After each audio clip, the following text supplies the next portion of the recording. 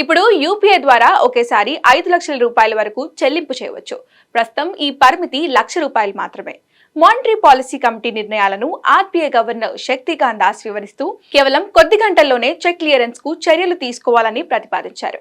పాత ఇంటి రుణంపై అదనపు రుణం తీసుకుంటే తీరుపై ఆందోళన వ్యక్తం చేశారు. పాలసీ రేట్లలో ఎలాంటి మార్పు లేదు. ఆగస్టు పాలసీ సమావేశంలో రెపో రేటు ద్రవ్య విధాన వైఖరిని యథాతథంగా ఉంచాలని ఆర్బీఐ మానిటరీ పాలసీ కమిటీ నిర్ణయించింది.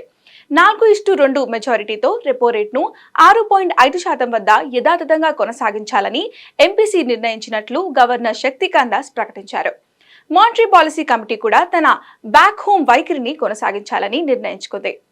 ఫైనాన్షియల్ ఇయర్ 2025 కోసం జీడీపీ అంచనా మారలేదు. ఆర్బీఐ 2025 ఆర్థిక సంవత్సరం జీడీపీ వృద్ధి అంచనాను 7.2% వద్ద నిలుపుకుంది. మొదటి త్రైమాసికంలో 7.1 వద్ద, మునుపటి అంచనా 7.3% నుండి కొద్దిగా తగ్గించింది. అయితే రెండో త్రైమాసికంలో 7.2%, మూడో త్రైమాసికంలో 7.3%, నాలుగవ త్రైమాసికంలో 7.2% జీడీపీని వృద్ధి రేటును అంచనాలను ఆర్బీఐ కొనసాగించింది. 2026 ఆర్థిక సంవత్సరంలో జీడీపీ వృద్ధి 7.2%గా అంచనా వేశారు. ఇక ఆహార ద్రవ్యోల్బణంలో కీలక ఆందోళన నెలకొంది.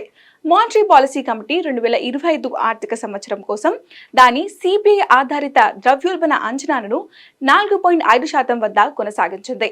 అయితే వివిధ త్రైమాసికాల్లో ద్రవ్యోల్బణం అంచనాలలో కొన్ని మార్పులు జరిగాయి. 2025 రెండవ త్రైమాసికం అంచనా ఇప్పుడు 3.8% నుండి 4.4%కి, మూడవ క్వార్టర్ అంచనా ఇప్పుడు 4.6% నుండి 4.7%, మరియు నాలుగవ క్వార్టర్ అంచనా ఇప్పుడు 4.5% నుండి 4.3%కి చేరుకుంది.